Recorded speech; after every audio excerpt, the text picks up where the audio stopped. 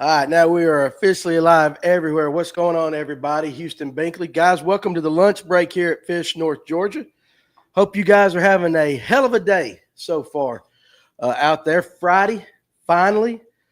And I got the weekend coming up. Got a lot to do, a lot to talk about. And I hope you guys are going to get to go fishing this weekend. And so as everybody has time to kind of jump and join on, we'll just talk about, hope you guys missed the storms last night. Houston, how you doing out there, buddy? And I see Boyer Fishing over there on TikTok. How you doing, man? So, Mr. Fish Lips, how you doing? So I had an interesting night last night. Here's what we're going to do today before I get talking about last night. So we are going to try. Yesterday, you guys watched me participate in a taste test experiment with a pineapple sandwich. What's up, Doc Holliday?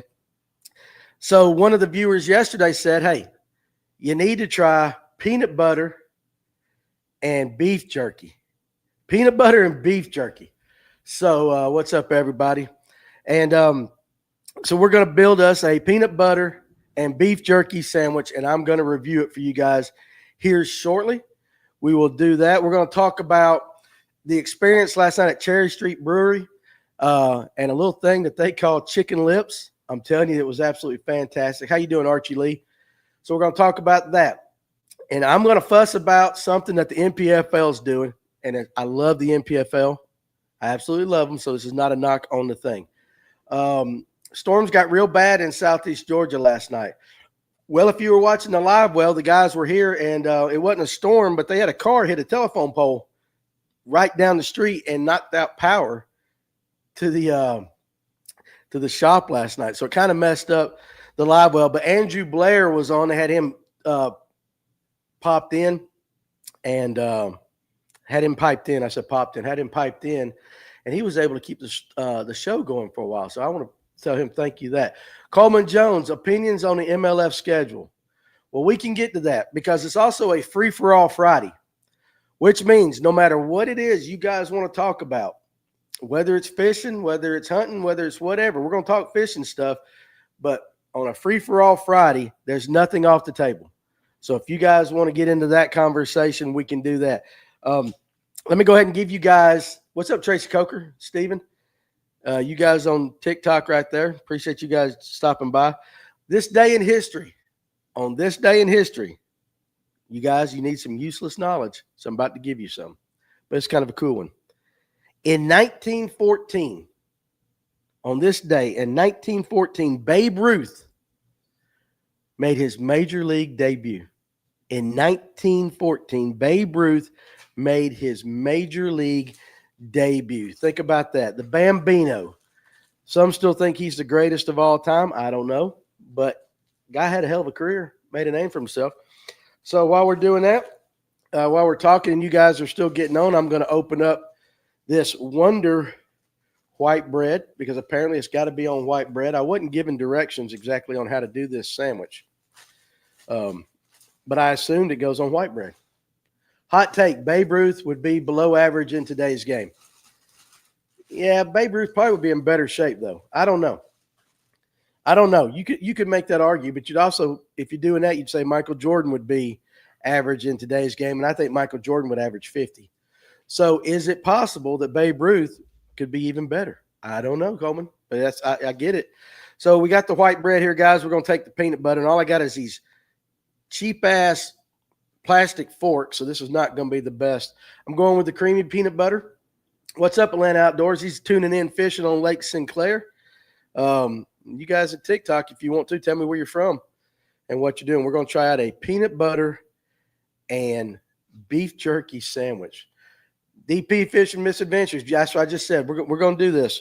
Just like yesterday, I promised you guys we're just going to eat some peanut butter and some beef jerky. Now, the problem was James Ramsey in the comment section, he's the one that threw that out there.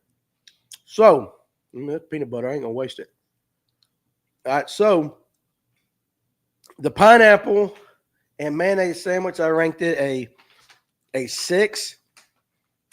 This right here, I don't know yet. The problem is James did not say, me and Josh thought about it last night. Josh brought it to my attention. He didn't say what flavor of beef jerky.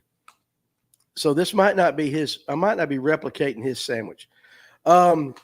Steve Sturgeon. Let's see. Oh, Tony decided to come over to TikTok. Hey, appreciate it, Tony. Switching over, give it some love over there. It's growing. TikTok's going to take a while to build up. It ain't quite like our live well and everything over here. So Steve Sturgeon, this is for all you guys out there.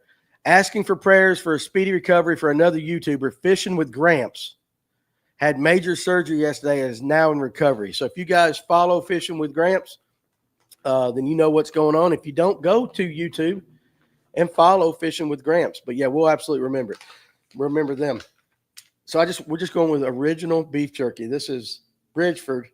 It says Sweet Baby Ray's Gourmet Sauces, original beef jerky. And so I guess it has some of their sauce on it too. It's a little softer.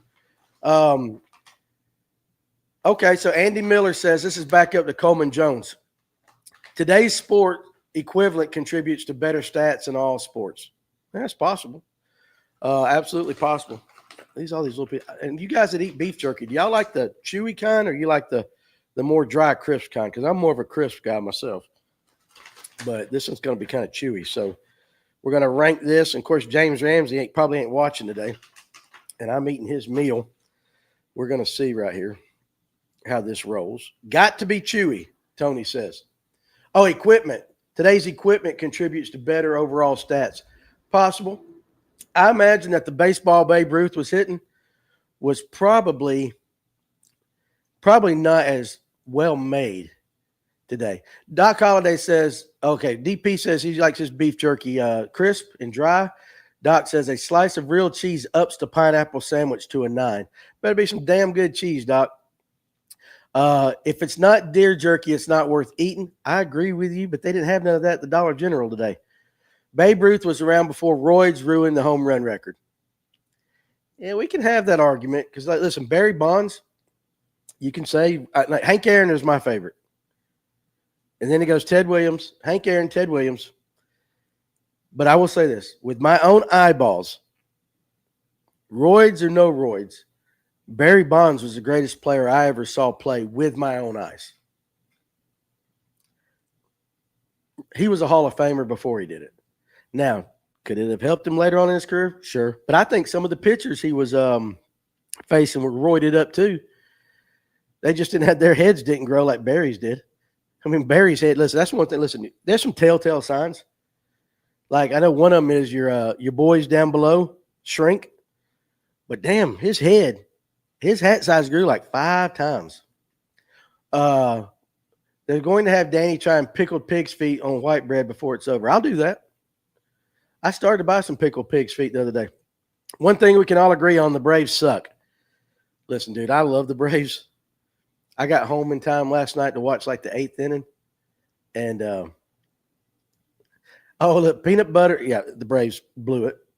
Peanut butter and beef jerky sounds like a recipe for severe gas. Watch out, Mrs. Pruitt. Guys, won't you ask her about how it was last night? Got home from that.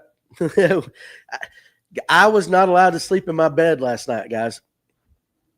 My wife actually kicked me out of the bed, and I had to sleep in my son's room because for some reason she didn't appreciate me passing gas under the covers. It's okay when she does it. It's okay when she does it. But if I do it, I got to sleep in a different room.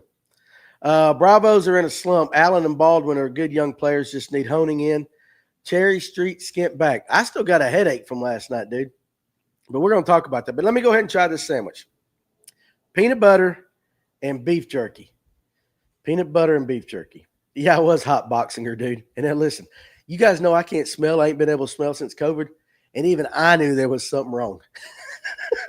I mean, even I was like, yeah, I can't exactly tell you what it smells like, but it can't be good. But let's try this sandwich out and see what we rank it. All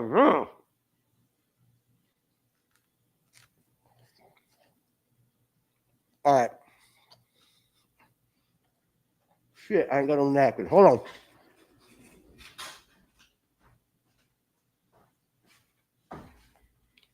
All right, first of all,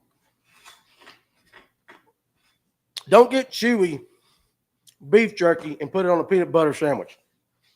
Hot damn, by the time you go through the bread and all that, I couldn't even bite through it. What's up, Atlanta Safe House on TikTok? Now, taste-wise, it's not that bad. It tastes better than the pineapple sandwich. All right? But it's a dry-ass sandwich. This is like one of the driest sandwiches I've ever put in my mouth. But it don't taste bad. It don't taste bad, but shit.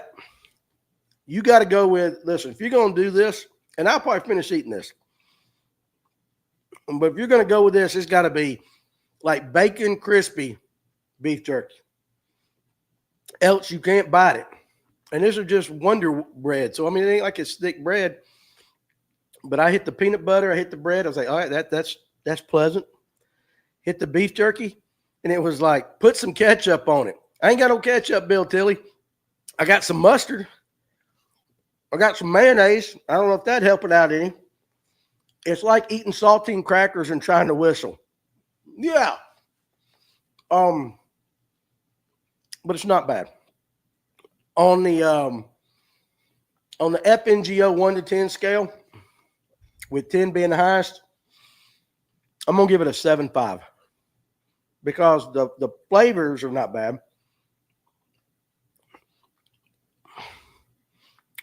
But yeah, it's just not. Now, whereas yesterday the sandwich was getting soaked, this right here is going to stay dry.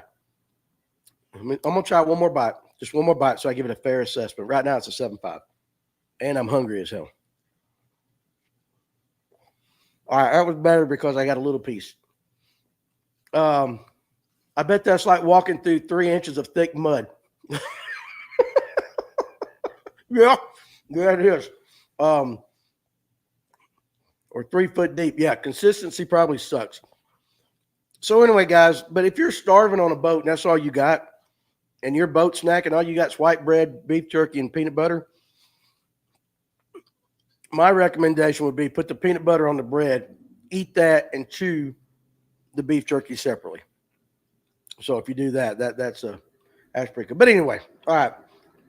So a lot of you guys that are watching, let's see, Danny, the guy from South Carolina, did an awesome job last night. I'm buying some MRE today. Thank you for letting me know. I know it was kind of an unfortunate incident with a car wreck right up the road, but that's what I heard. Now I was getting my my drink on at Cherry Street Brewery with a bunch of fly fishing guys, and my phone died. So I know that they tried to text me or tell me what was going on, but my phone was dead, so I apologize for that. But Josh came in. John G., what the hell's the deal with the sandwiches, with the bananas on the boat? Freeze one, he ran with it. That's good to know. And that's what the guys said. They said he did good. When you do something live, there is always that chance. There's always that chance that something is going to screw up. And guys, what we have learned now last night, because they knocked the power out, the guys couldn't do it. There's nothing they could do. But we have learned here through trial and error at Fish North Georgia that if something ain't working, you unplug the damn thing. You plug it back in, and for some reason it works. Yeah, so Tony Collum on TikTok just mentioned, we're going to talk about bananas in a boat. I didn't plan on that, but we're going to. So you guys that know Kevin Underwood, Lipstick or Fishing, he pours his own baits sometimes, and they get sold on his website. Well, he's going to start putting them in just a few stores, and luckily we're one right here at Fish North Georgia. So he's got 3 colors of his drop shot worms. All right, there's a Morning Dawn, Lavender Bliss, and then he calls this MD Pearl, but it's pink, look, got a little white bottom like that. Now, these things are fire, but I tell you the one that he catches fish on, because I've seen him do it, guys, on his boat. He pours this one color fluke called the Secret Herring. Ain't no other company got one that looks like this. This is his. This is Kevin Underwood's Secret Herring that he absolutely wrecks them with on Lake Lanier and on Shad Lakes. And he's got 2 sizes. So this looks more like to be the size of a fluke, super fluke, and this one more of just like a regular fluke. Okay. But we've got them here at Fish North Georgia. Eventually, when I get back from ICAST, I will put them on the website. But until I get back from ICAST, I'm not going to do it. You can only get them here in the store. And I got 6 packs of each size. But, Tony, I got you one. I got you those. Live and impromptu, he did great. But bananas, no bananas allowed on my boat. Bad juju. And then Kevin MC says, yeah, that's great with a spot choker. That's that fluke. Guys, if you're a FFS guy and you got herring on your lake, I'm telling you, because I've seen it with my own eyes, that secret herring fluke style bait that he makes is absolutely phenomenal. We're going to talk about bananas on a boat real quick. Didn't plan on this, so this is just the way it goes. It's a free-for-all. The superstition that bananas bring bad luck on a boat has several origins, including theories that they caused shipwrecks as they were often the only debris found, spoiled other cargo due to ethylene gas, harbored venomous creatures, or caused fishermen to catch fewer fish because fast-moving banana boats didn't allow time for proper fishing. And then somebody else put banana spiders. All right, listen, guys, I'm going to call bullshit. This ain't the 1600s anymore. This is not the 1600s anymore. We had a banana go through 2 boats in one tournament, and both had problems. It's in your mind, DP. That's all up in your mind. Because here's the thing. I guarantee you this. Replace the bananas with Danny. I promise you that tournament, you'd have still had problems. I promise you there would have still been problems. Shit would have happened. But anyway, I don't get the banana thing. I do understand, John G, and what you said. Old Tim McGuire will eat one on the boat and catch fish. He's got a video out, Tony, right? Tim McGuire McGuire. Is it McGuire Outdoors? Tony, how's he got it written down now? Or McGuire Fishing? McGuire Outdoors.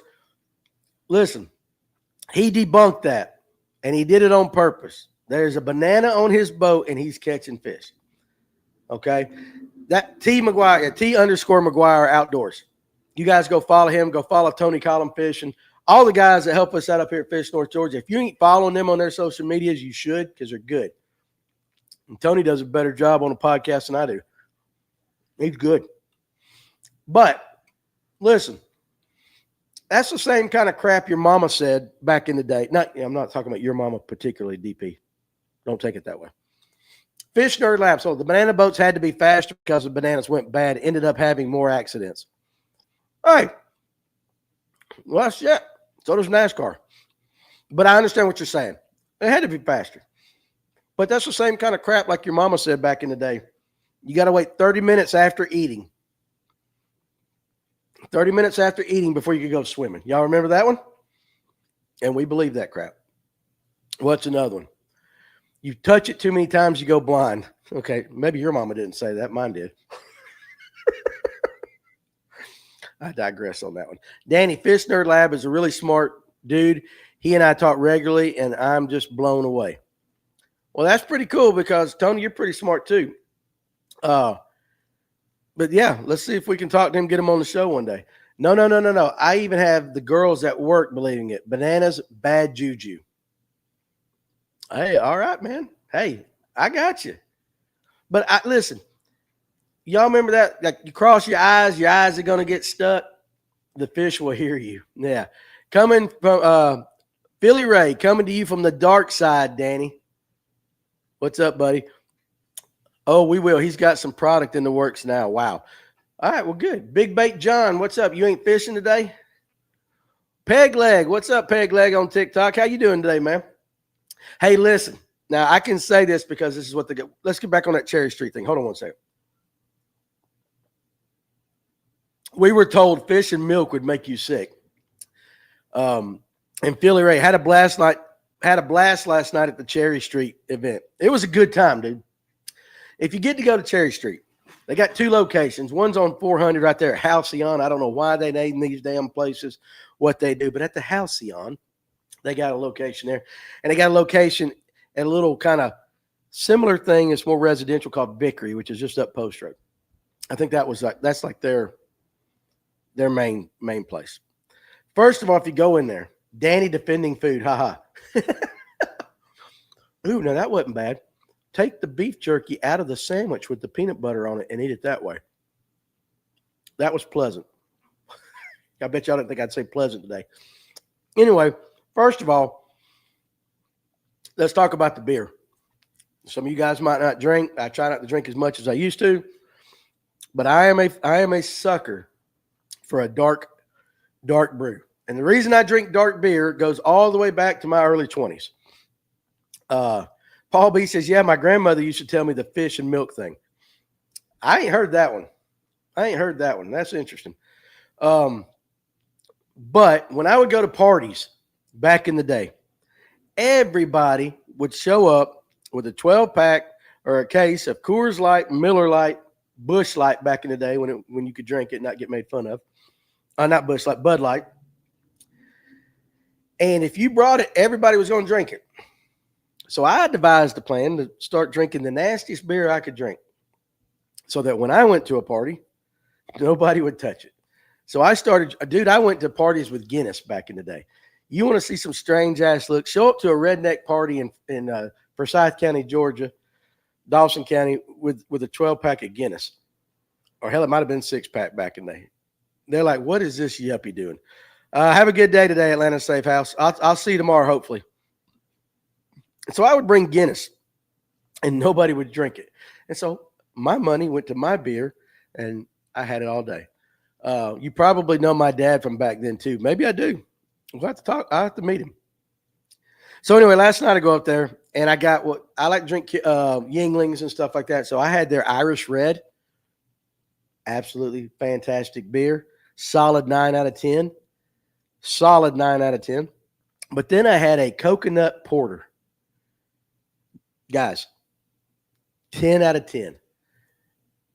Absolutely. Listen, I'm kind of picky. That was a 10 out of 10. If you're into beer and you're into craft beer, go to Cherry Street, get their coconut porter. And I think I'm saying it right. They'll know what you're talking about. I can't relate. I only drink liquor. Fish Nerd Labs. My favorite drink is an old fashioned. Old fashioned by far. Or either just straight whiskey neat. Whiskey or bourbon neat. But I love an old fashioned. But if you like beer, go to Cherry Street and get you a coconut porter. It's dark, but it's got a little sweetness to it, a little coconut flavor. That might be top 5 beer I've had in the last 2 years. Just throwing that out there.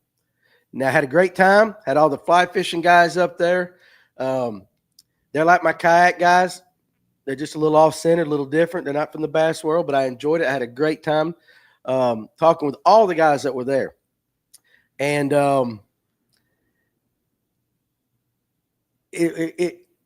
sometimes I feel out of place on those when you get to the fly fishing stuff, but not really. For real, though, I do like XX Amber. Okay.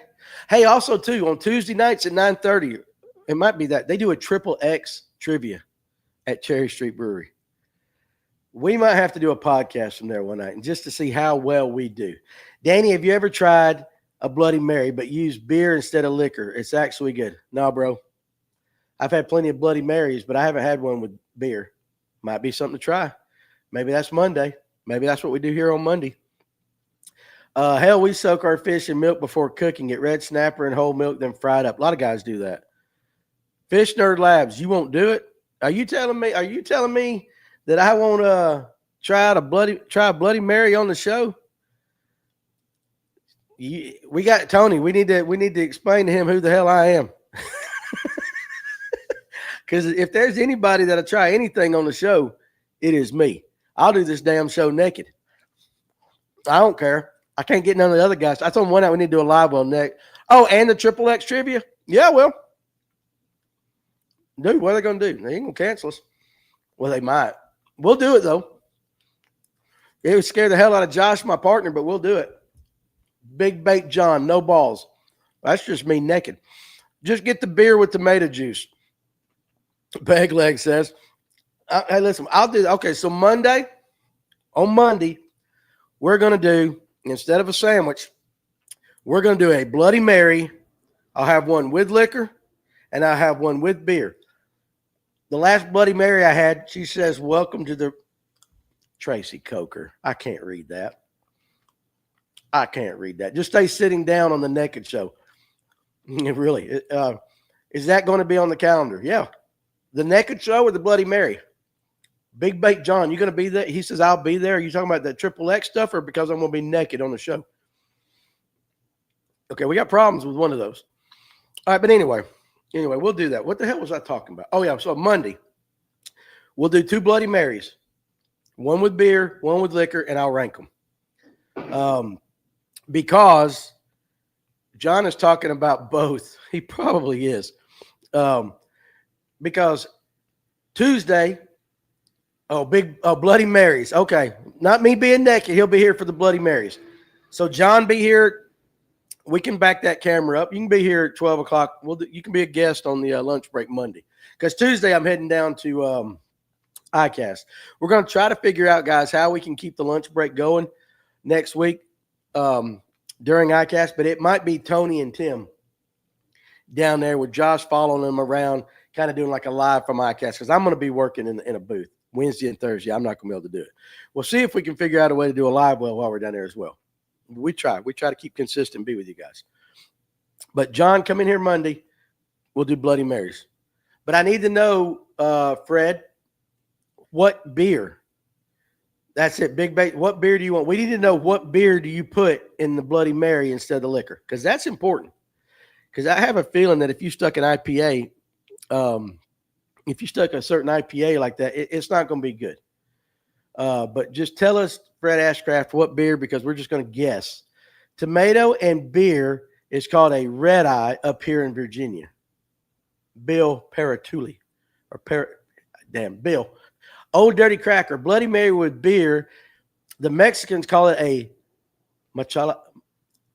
Machalada. Use Modelo. Jim Wright says Budweiser. Okay, so just use a regular beer. And Old Dirty Cracker, I don't even know if I'm saying that right. We'll do that, but we'll check it out. We'll try one with the liquor, try one with the beer, and see what we like best. And John, you can come up here.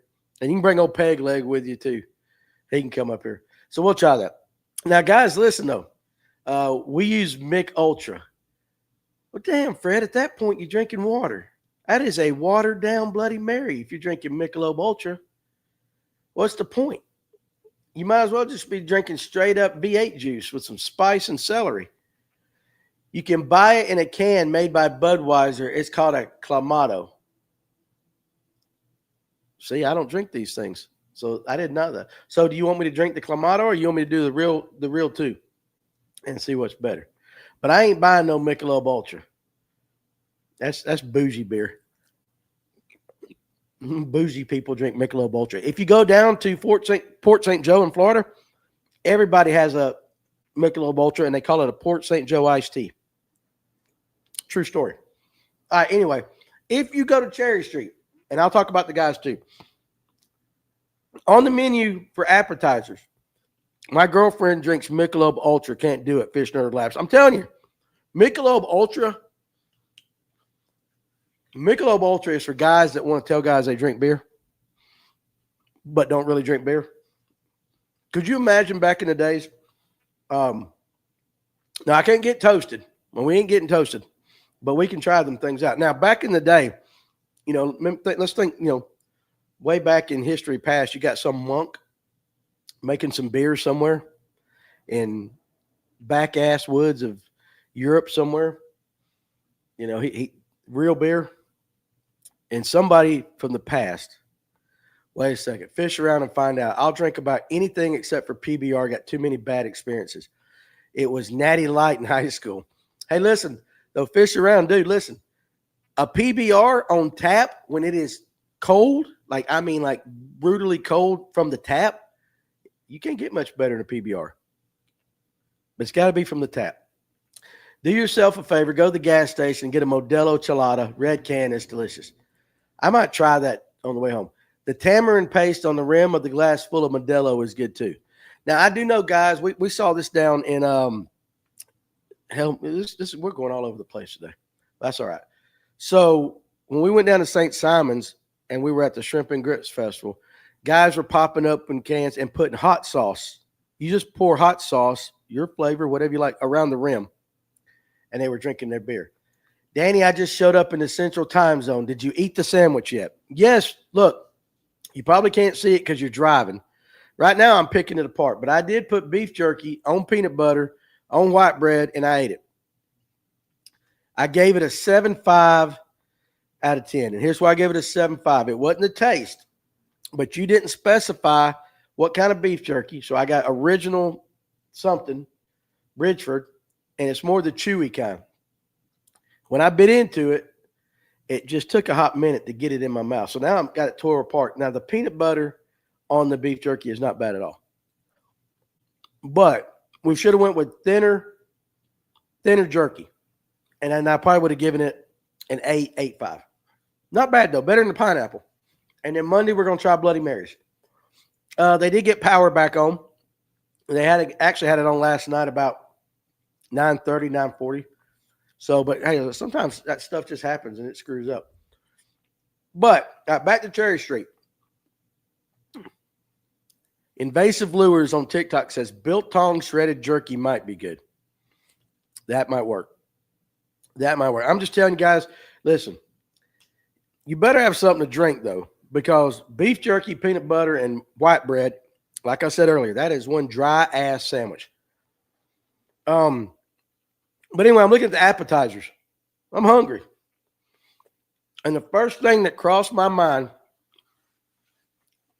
said chicken lips. Chicken lips. Now, I'm going to give you guys a half a second to guess what the hell, think in your mind about an appetizer, what you think a chicken lip might be. While I take this drink right here.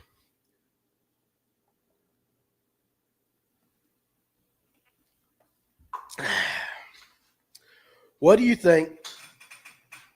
Shit. I'm knocking everything down. I got too much crap on my table. What do you think a chicken lip is? I'm going to put some jig skirts together while we're sitting here talking today. Jim Wright. I hit the mouse. Okay, got that off.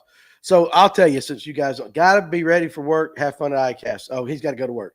See you, Tracy. Fred Ashcraft. Fried chicken slices. No.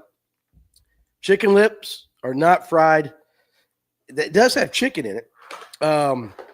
It was an egg roll with chicken, cream cheese, some other stuff, and it was absolutely top 5. I'm giving Cherry Street a lot of love today. Top 5 appetizers I've ever put in my mouth. And we got it with the barbecue. We got it with the buffalo flavor, and it came out with some ranch to dip it in. Dude, I'm telling you, it was that good. You guys need to go to Cherry Street. You need to get. I don't know what these hearts and stuff mean over there on TikTok. I don't know all that stuff yet. I have to learn it. But whoever did that, thank you. I think that's what I'm supposed to say. Is when I see certain things, I'm supposed to say thank you. Tony, you got to teach me that. You're the TikTok guy. Chicken lips. But I'm like, who the hell named it chicken lips? And why would you name it chicken lips? But I'm just telling you guys, absolutely fantastic. You guys got to go try some of those out. Go to Cherry Street Brewery, get you a coconut porter, and then get you some chicken lips and just have some fun. So anyway, today I was sitting there too. You guys know I love the NPFL. And also again, too, remember guys, today's a free for all. So if you got something you want to talk about, throw it out there. Hell, nothing's off limits. You're supposed to tell everyone you need a Galaxy. That's where the money is on TikTok. All right, guys, I need a Galaxy right now. Please, somebody throw me a Galaxy. You guys throw a Galaxy right there. I'll love you forever if you throw me a Galaxy. If I get 20 Galaxies, I'll show my boobs. Is that how it works, Fish Nerd Labs? Did I do that right? Can I show my boobs on TikTok? We need some rooster wings for Monday. Well, listen, y'all going to pay for this shit? Perfect. So I did that right. All right, guys, yeah. I'll stand up. I'll do the show naked. I need the Galaxies. My live access has been removed. Hey, listen. I just got in trouble on TikTok, guys. Sexual activity and services. TikTok is a place where people can come to discuss and learn about sexuality. I just had a sexual violation on TikTok. on TikTok for saying that I would show my boobs. You guys hold on 1 second. I got to go restart TikTok. Don't go nowhere.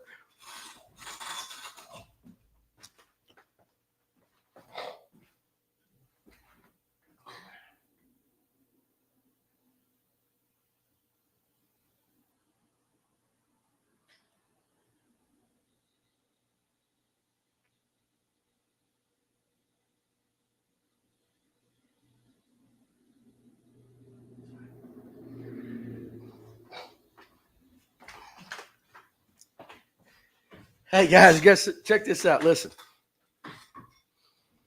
All right. I'm going to bitch about TikTok for a second. I'm getting ready to bitch and raise hell about TikTok. You can go on TikTok and you can see women dancing with basically nothing on, boobs jiggling all over the place. You can see things you shouldn't be able to see on TikTok. They can fuzz it out. You can still see a woman with something in her mouth. You can see all this crap as you're scrolling through TikTok. But I said, hey, guys, if you give me a galaxy, I'll show you my boobs. I just got suspended, and I cannot go live on TikTok until July 18th, 2025. My ass just got suspended on TikTok. A fat white boy from North Georgia who said he'll show you his man boobs, and I just got suspended on TikTok. What a piece of shit. I can't even believe that. I guarantee you I could pull up my phone right now, scroll through, and show you guys in less than 5 minutes 252 things that are worse than what just happened. Unbelievable. Them damn Chinese. Ah, good Lord. I'm going to boycott them now. I'm going to boycott them. Well, I guess next week we won't be doing any TikTok lives unless we appeal it, which I might do that. Good grief. I guess we're on YouTube only now, Facebook. So anyway, Cam, we won't ban you over here. Let's see them, Danny. Old dirty cracker. I knew there was a reason I got rid of TikTok. Guess you got to find a new way to get galaxies. Chicken lip may be fried skin. And I wondered why it was shut off. Dude. Unbelievable. Unfreaking believable. So, yeah, I didn't know that would happen. And Josh is going to say, oh, we can't show our boobs on TikTok. Well, no shit now. I see it. I wasn't going to do it anyway. But I guess we do got to figure out a way. And we got to come up with a code word. We got to come up with a code word for show me your boobs, or I'll show you my boobs on TikTok so I don't get banned. But anyway, that's funny as hell. I didn't have that on my bingo card for today. Maybe they thought of seeing your man boobs scared TikTok. Have you seen all the women on TikTok? Dude, listen. I won't even go down that rabbit hole. I promise you, there are scarier things on TikTok than what I just said. Turn on your high beams, dude. Dim titties. See those large mouth carp. Oh, my Lord. My goodness. Well, that's funny as hell. I guess I'll appeal it when I'm done. But who had that? Who had that on their bingo card today? Hey, guys, we watched Danny get banned on TikTok for saying, hey, give me a galaxy and I'll show you my boobs. I guess the algorithm is probably sitting there listening for that. And I'm about to pour Pepsi into my spit cup. Hold on a second. I done got flustered. Jeremiah Giles just got to the lake after work. Hopefully gets into some crankbaiting and jig fishing, but it's 1,000 degrees today. Well, go do it. Have some fun with it. Can't catch them if you ain't fishing. Let's see your bobbers. I tell you what, this has done throwed my topic of what I was going to talk about all out the window because I'm pissed now. That is the stupidest thing. You would think, okay, let's say I'm the algorithm. I get flagged for I'll show you my boobies. You would think there would be a secondary thing on the algorithm that says, okay, let's double check what he's doing. And they would look at me and they would go, that's not Sophia Vergara or whatever the hell her name is. That's not a picture of Pam Anderson on Baywatch. In fact, that would be the ugliest woman in the history of the world. Nobody's going to see her boobies anyway, but they would look at that and say, okay, yeah, that's Danny. That's Danny. And let it go. And let it go. My Lord. But I tell you what, I'm going to file a lawsuit. Bobbers, there's your code word. Let's see your bobbers. All right, guys, that's now the new FNGO code word for breasts. Bobbers. Let me see that red bobber. Why is your algorithm showing that? LOL. Listen, I don't know. It's just on this thing. But I'm just telling you right now, that's ridiculous. Where does a thermocline set up at 1,000 degrees? I got to do the math on that. Hold on a second. The safe answer will be at 25 foot, 30 foot, because that's where it always shows up at. Just don't show your whopper plopper. Man, I'm working with a San Juan worm. I ain't got a whopper plopper. But I appreciate the vote of confidence. Alex Purrs just showed up. Alex, I just got suspended on TikTok. So I need you to help me because I know you and Tony, maybe y'all been suspended before. Somebody's got to help me appeal it. Because I broke the God, they'd never let me do the yum stuff over there. Nope, not for the dip cup because I said I would show my boobs. Somebody said I was supposed to beg for galaxies. And I said, how you do it? Like, guys, give me 10 galaxies. I'll show you my boobs. Dude, I mean, it was like, I don't even know what the Chinese word for all hell no is, but that's exactly what happened. Oh, hell no. I can't even do it. But somewhere, it's like Chinese people ain't got boobies. Soliciting gifts. Oh, I was soliciting gifts.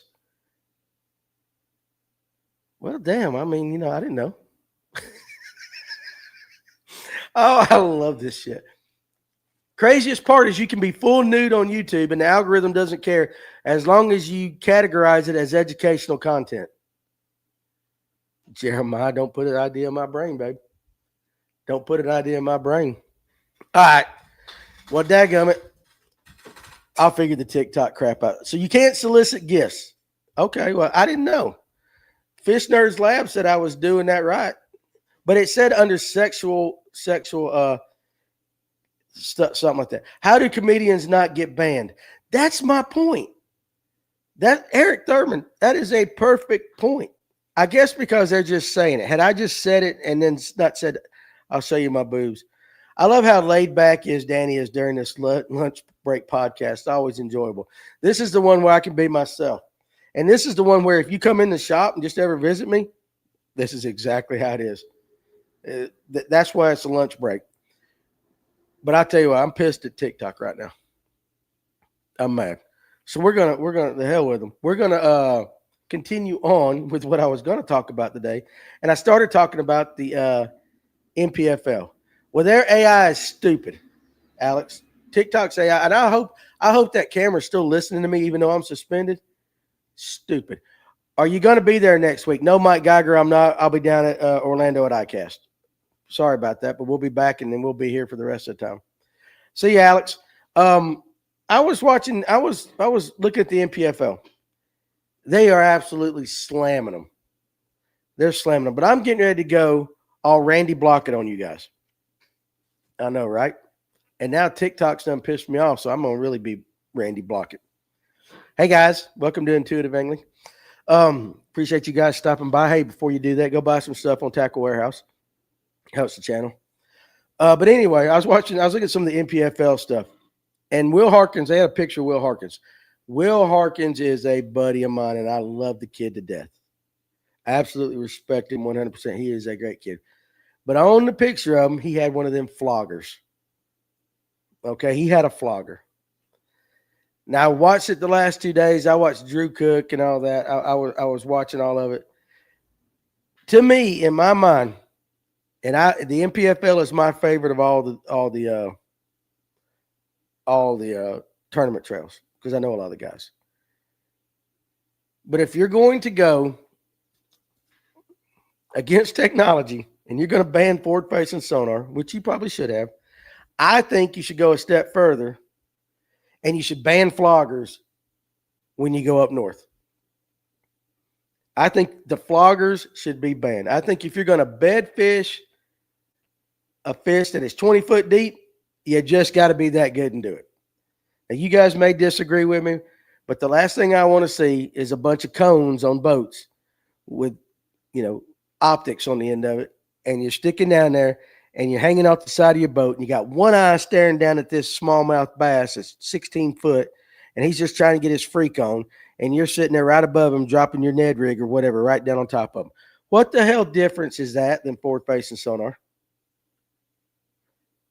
In theory, guys, I know what the real difference is. But what's the difference? What's the difference? Major League Baseball, you got to use wood bats. If we're going to be that, if we're going to say, hey, we are the trail that doesn't allow the technology, then I think it doesn't necessarily have to be the new technology. Some of that old technology, like floggers, needs to go. What do you guys think? Now, really, at the end of the day, I don't give a shit. But I think flogger, it hurts your ribs when you use them laying across the boat side. We should file a class action, multi-million-dollar class action lawsuit against TikTok. Cam wants me to explain a flogger. All right, in the broadest stroke, Cam, think of an orange traffic cone. Okay, on the bottom of that traffic cone, you've got a piece of glass, plexiglass, whatever, but you got a piece of glass, and it is sealed so that no water gets inside the cone. Now, think about putting goggles on your face. Think about putting goggles on your face when you're in a swimming pool. You know how when you first put your head down in the water and you see through those goggles, you can see clearly. Flogger is kind of the same thing. When you stick that thing down in the water just a bit to get that glass underneath the water, you basically can see, if the water's clear enough, you basically can see everything. It doesn't magnify it, it just makes it clear. It takes the sunshine off, the sun reflection off the water and everything. Floggers should be banned from all professional sports. And I wonder why the hell Randy Blockett ain't bitching about that. Because if it's about the spirit of the chase, if you want to go down and catch that fish at 20 feet, go catch that fish at 20 feet. Quit looking through a flogger. Now, guys know me. I don't fuss about nothing the pros do. I'm not for forward-facing sonar. I'm not against it. But I'm just saying, if they can't use it, they shouldn't be able to use floggers up north. Eric Thurman, I thought it was a leather paddle. You know what? I got paddled in school quite a few times. Kids would think about the lawsuit. Anyone seen how juicy Patrick's butt looks today on the live? Yes, cameraman Cletus, I did. Listen, I could pick Patrick Walter's ass out of a lineup. Because they've used him in tournaments for years is probably why. I get it. I know it's a northern thing. I get it. But to me, if the spirit of it is not being able to enhance it and see the fish bite and all that kind of stuff, ain't that cheating? I don't know. I don't know that it's cheating. I just think let's just get rid of it. Get rid of that freaking flogger and see what the hell happens. How many of those fish would not be getting caught if the guys couldn't use a flogger? And I'm not railing on Will Harkins, because Will Harkins is one of the sweetest guys I know. I love him to death. A tournament would be neat without any electronics, nothing. With all that being said, I love and support forward-facing sonar. Adam W. Fish and you and I are probably right on the same page. If they want to use it, they want to use it. I don't care. Just get rid of the damn floggers. I hadn't seen Big Pat use a flogger, and he's in second. Yeah, not all of them are doing it. One of them said, I watched Drew Cook yesterday for a while. He was not using it. He wasn't using it. So I don't know how many of the guys are using it or not. All I know is my buddy Will Harkins has got a picture of him with a flogger right there. And I'm just sitting there thinking, okay.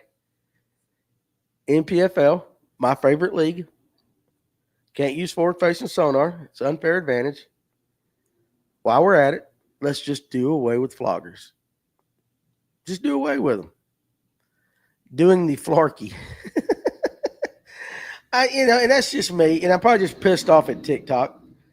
I was going to come into this with the flogger thing. We were going to kind of talk about how it's used, but now since TikTok's made me mad, we're just going to say do away with it. No floggers for anybody. We're going to take our ball and we're going to go home. But yeah, so seriously, that's what. But anyway, the flogger thing, I thought about that. I will say this though: those boys up there are absolutely hammering big smallmouth. I would love to be catching the fish that they were catching. I saw that one that was right at 6. Never mind. Patrick is currently flogging. Mike Geiger, how was my sandwich? It was an 8.9. I mean, not 8.9. I gave it an 8.5. It was better than the pineapple one. Got to roll, DP. Hey, you have a great weekend, buddy. I'll be off for here in a little while too. 8.5. It was dry, but it tasted a hell of a lot better than that daggum pineapple mayonnaise one that we tried. But anyway, yeah. So seriously, they're catching. I watched Drew Cook catch that one. It was right at 6. Holy Toledo! And I will tell you this too. I watched him play that fish. Oh, did I give it a 7.5? What did I give the pineapple one in? It was better than the pineapple, John. I thought I gave the pineapple a 7.5, and I gave this one an 8.5. Maybe it was I gave the pineapple a 6.5 and that and a 7.5. I don't know, but it was better than the pineapple. It was better than the pineapple. But I watched the way that Drew Cook played that fish yesterday, and absolutely the amount of patience. Oh, you got the jig fish, good. 1,000 degrees on the bank, and it didn't matter. Well, there you go, buddy. I wish I was fishing. But the amount of patience it took that Drew Cook showed playing that fish, letting his equipment work, letting the drag work, letting that fish play itself out, only going to the middle of the boat when he was ready to get down and actually scoop the fish out was impressive to watch. And I like Drew Cook. He's been on the show several times. Good dude, really good dude. But he played that fish as well as anybody could possibly play a bass of any type on a spinning setup. Is Cook still leading? I don't know. Maybe Clint can tell us because he's watching it right now. Who's leading it right now?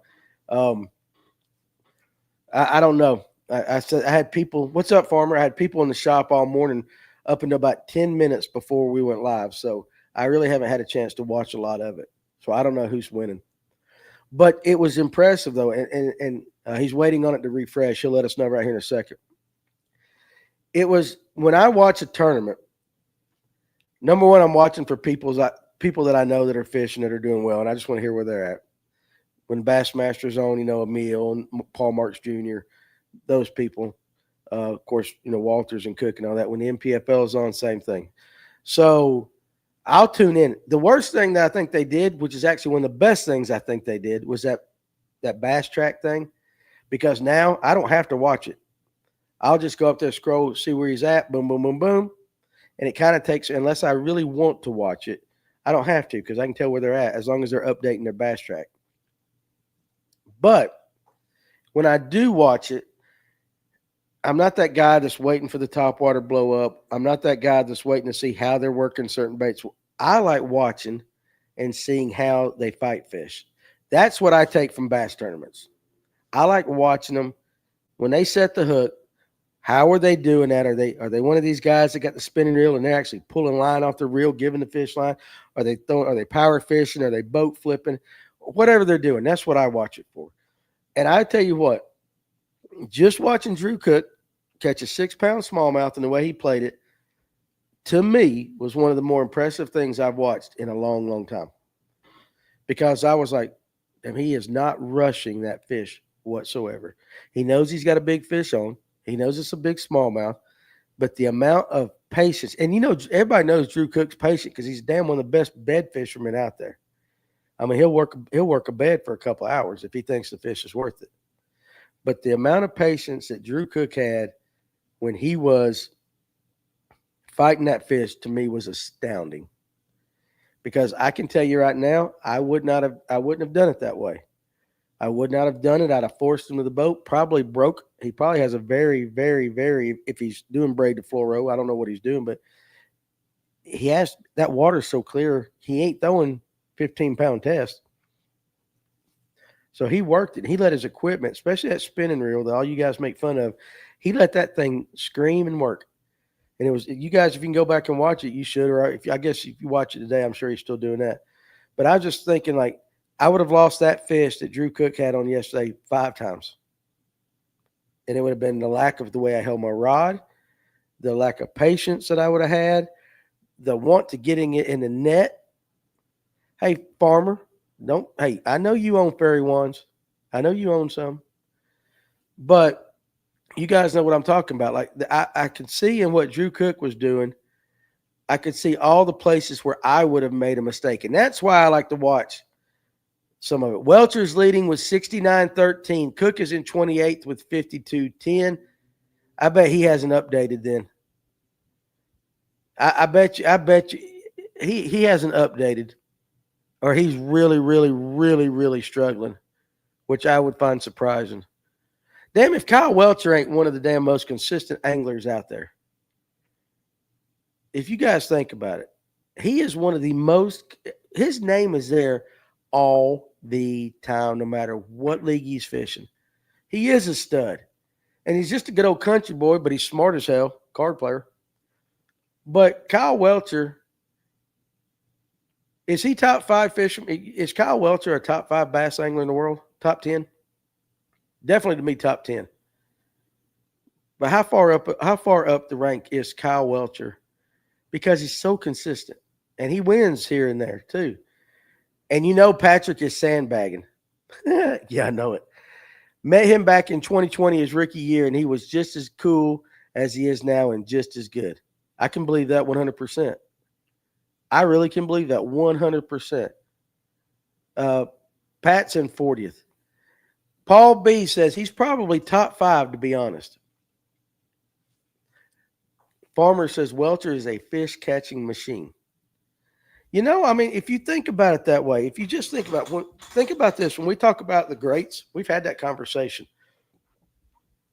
Think about who gets pulled out all the time and who's like we talk about now in today's angling and all that. You know, Welcher's name doesn't get brought up near as much. We always go straight up to the Wheelers and all that. But damn, if Kyle Welcher, if he's not top 5, he is right there. He's got to be right there. And the fact that he's likable helps because he's not a douche. But it doesn't surprise me when you say Welcher is leading. Welcher just caught a 4-ish. Right around a 4-pounder. Does the Beasley tournament still happen? I thought it was annual. We were going to do that, and it was kind of really tough that following year. That might be something because we're going to be coming up on an anniversary.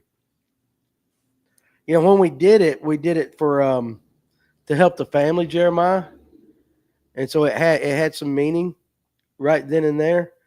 If we did it now, it would have to be something that we would do to help out somebody. And we've got, so in November, we're going to be helping out Fishers of Hope and another thing with the Ronald McDonald House. They're going to have a tournament on Lake Lanier, and that's in November.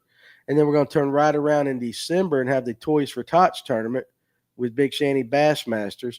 So then you also got to figure out when can we do it, when would be a good time. And you have to be, I hate to say this, you have to be careful. And it's just something that I've learned here. You have to be careful when throwing benefit tournaments. And what do I mean by that? I'm not knocking any benefit tournament like that, but you have to be careful because sometimes you can over benefit tournament people. You know what I'm saying? What I'm saying is like it seems like there's a benefit tournament for somebody every other week, you know, and I realize why people throw them, and we've done that.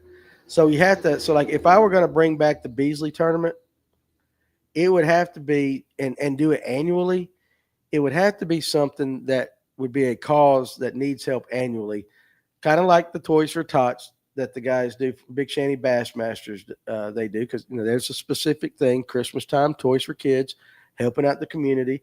So if we did a Beasley tournament, you know, again, first year that was kind of to help the family out. It was a really shitty situation, really bad on the parents, and we just wanted to kind of show them some love and spread, shower them with some love and a little bit of money, just to go. I remember handing them the money. I'm like, I don't care what you do with it. If I were you, I'd go take a vacation. Now they didn't do that, but I would have gone. You and your wife just go somewhere. Homeless veterans. But see, here's the thing about that, Geiger, because I've been approached about that. There's a bunch of veteran fishing leagues and stuff like that. So do you take away from what they're doing? What organization do you help? There's a lot to think in there as far as benefit tournaments. Pay for boat safety classes. Well, I mean, that's a good thing. But like even you, Eric, you and the missus, y'all are, helping people out with food banks and stuff like that. I just think you got to put like, okay, if we're going to do an annual Beasley tournament, it's going to support X, and I want it to support X year after year after year. So if we can find, we thought about doing high school, college scholarships for high school anglers and all that. But then here's my drawback on that. I don't think high school fishing's across the board is an even playing field. Do I give a scholarship to a high school angler who's in newer equipment, who wins every other tournament because he's earned it? Or do I give it to the kid whose dad has got him fishing out of a 77 Collins craft with no forward-facing sonar, but he shows up every tournament and gets his ass kicked, but he shows up every tournament? How do you determine which kid gets the scholarship? And that's even before you look at their grades or whatever. So it is benefit tournaments are tough. There's a tournament held every August on the Savannah River, and every year the proceeds go to a different family in need each year. And that's good. That's good. That's a good one. I mean, but I would want it, with Beasley being a teenager when he passed away, I would want it to try to do something to help out something younger. Something. But like, again, how do you determine? Do I set up a nonprofit and get 5 guys on the board and we just take applications and then we just pick one out of that and just say, this is a kid we're going to help? What are we looking for? Well, if Clint was on it, because I would choose Clint. Like if I were picking a board right now, it'd be my podcast guys. It would be the podcast guys. All right. But Clint might want to help out one kid, or, his qualifications as far as who we help might be different than mine, different Tonys, different Alexes.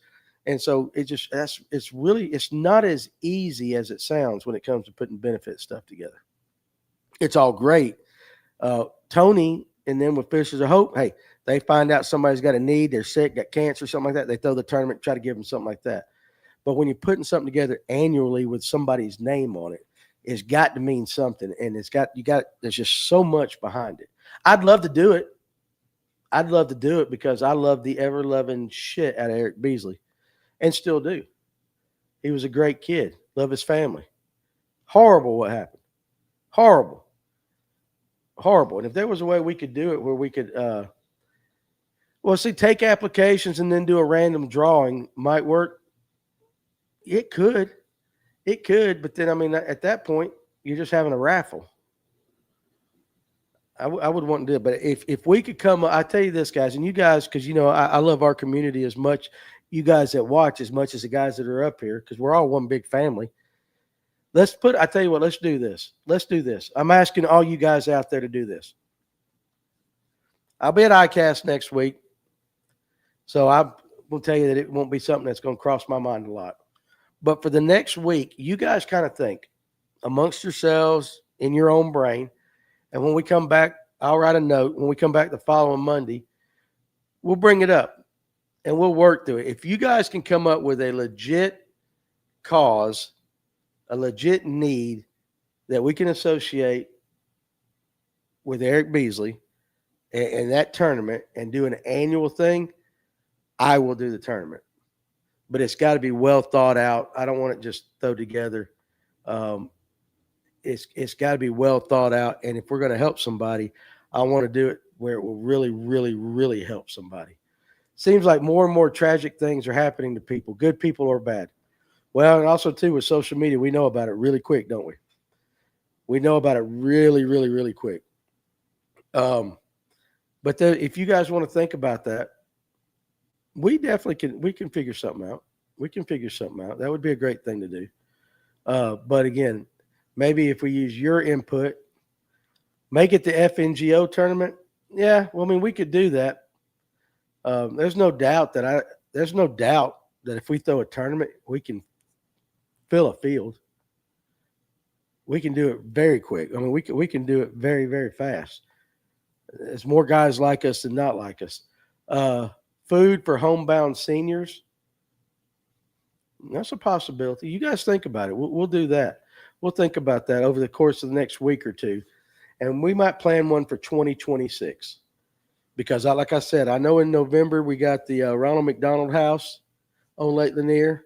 I think that's going to be November 7th, right in that time. And then the following month, we're going to have the Toys for Tots on Lake Lanier. So let's see if we also, too, can make it a springtime tournament. Early, you guys pick when the fishing's going to be the best. And also, you have to think, too, and I know this is kind of weird, but you got to think, too, as well. We would want the Emil Wagners and the Paul Marks, the Brooks Andersons, the young ones, the Cooper McDonalds and Hayden Seabolts. You'd want the best of the best to come out, too, as well as the rest of the public that wants to fish with it. So you also have to think into their schedules and everything. And there's a lot to think about that. Late February, early March would be a fantastic time, Farmer. I agree. But we need if you guys will put some actual true thought into it, we'll do it. But I'm not doing it unless we can set up a nonprofit, have a board, because I don't want to be personally responsible for the money, and I don't want to be personally responsible for it looking like it's my cause. I want to do it the right way. So if you guys, that's Jeremiah, thank you for bringing it back up. I mean, I still got Beasley's jersey right there right when I check out everybody. It's never going to move.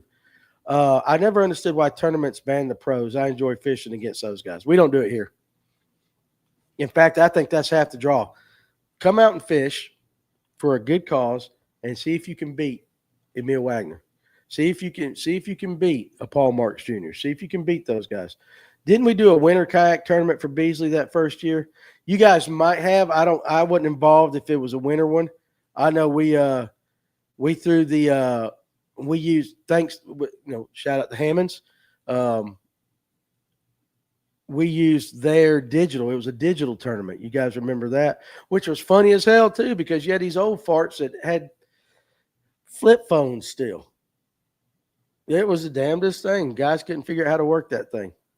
But put your thoughts together, and let's see if we can put something together. But I want it to have a clear, concise cause that we can replicate year after year after year, or else it's not worth doing. The big names draw big turnouts, 100%. And it's got to have, and here's the thing too, just like that Toys for Tots tournament, I told them, because they'd been doing it on Allatoona for years, and they said they want to do it on there. And I said, well, if you want the names to come out, you got to put a minimum $5,000 first place prize.